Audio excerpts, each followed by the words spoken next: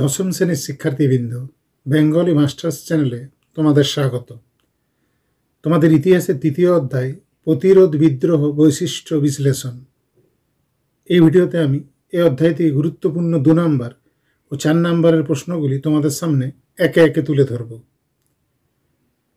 ইতিমধ্যেই আমি প্রথম অধ্যায় ও দ্বিতীয় অধ্যায় থেকে গুরুত্বপূর্ণ 2 নম্বর ও 4 নম্বরের প্রশ্ন নিয়ে 2টি ভিডিও আপলোড করেছি।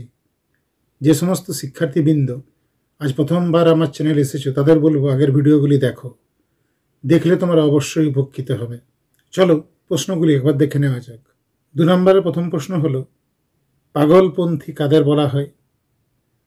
2 নম্বর প্রশ্ন, খুঁতকাঠি কথা প্রশ্ন, নীল কমিশন কবে, কেন, কার উদ্যোগে, কত সদস্য নিয়ে গঠিত হয়েছিল?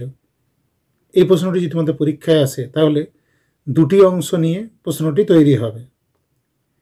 4 নম্বর প্রশ্ন হলো, তারিকা-ই মোহাম্মদিয়া কি? 5 নম্বর প্রশ্ন, বিপ্লব বলতে কি বোঝায়? 6 নম্বর প্রশ্ন, বে এলাকা চাষ বলতে কি বোঝো? 7 নম্বর প্রশ্ন, রানী শিরোমণি কি জন্য বিখ্যাত? 8 নম্বর প্রশ্ন, তিতুমির স্মরণীয় কেন? 9 নম্বর প্রশ্ন, দামিন-ই কোহ বলতে কি বোঝো? 10 নম্বর প্রশ্ন, মুন্ডা বিদ্রোহের প্রধান লক্ষ্য কী ছিল? 11 নম্বর প্রশ্ন, ফরাজি আন্দোলনের লক্ষ্য কী ছিল? এবং 12 নম্বর প্রশ্ন, বিদ্রোহ কাকে বলে? এবছর মাধ্যমিক পরীক্ষার জন্য যে সমস্ত প্রশ্নগুলি খুবই গুরুত্বপূর্ণ তা আমি তোমাদের সামনে তুলে ধরলাম।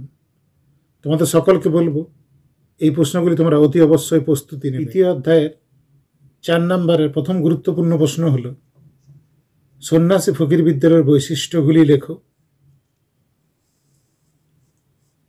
অথবা সন্ন্যাসী ফকির বিদ্রোহের কারণগুলি আলোচনা করো। এই দুটির মধ্যে যে কোনো একটি প্রশ্ন আসার সম্ভাবনা কিন্তু এবারে প্রবল।